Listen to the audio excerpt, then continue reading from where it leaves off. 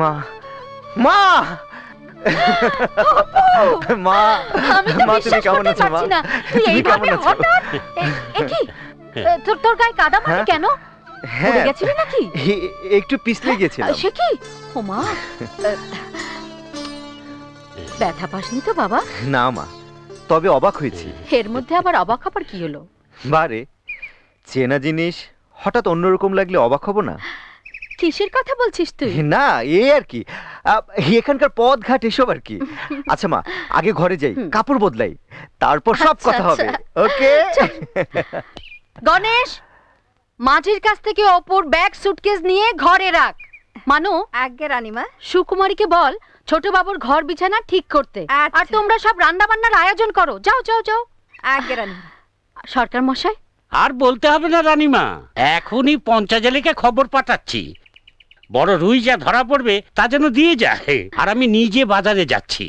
ছোট বাবুর পছন্দের ইলিশ আর পদ্মবিলের কই। ঠিক আছে ঠিক আছে, সব দেখে শুনে ব্যবস্থা করবেন।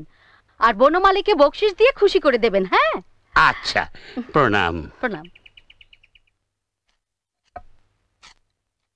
আগে জিরে আর মরিচ বেটে নে, তারপর শিলপাটাটা ভালো করে ধুয়ে সর্ষে বাটবি। মশলার ঝাঁপি তো খুলে বসেছে খুড়ি, কিন্তু বিলেতি সাহেব কি দিয়ে কি খাবে? কে বিলেতি সাহেব? অপু?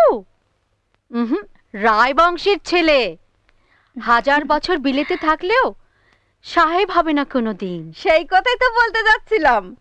সেগুন কাটে ঘুণ ধরে না, আর বড় বংশের গুণ মরে না। কোট প্যান্টুলন তো বাইরের পোশাক, ভেতরে ছোট বাবু আমাদের খাঁটি বাবু। মায়ের কাছে এসে সেই বাইরের পোশাকও খসে পড়েছে।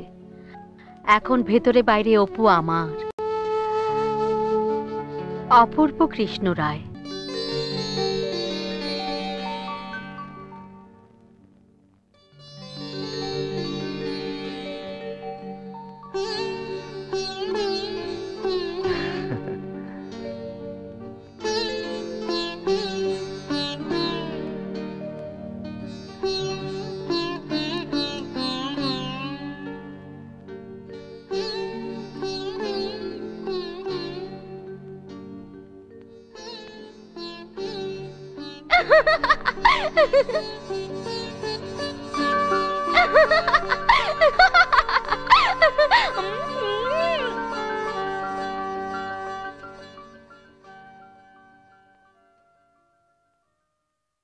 শিশির কখনো এতটা স্বচ্ছ হয় কি?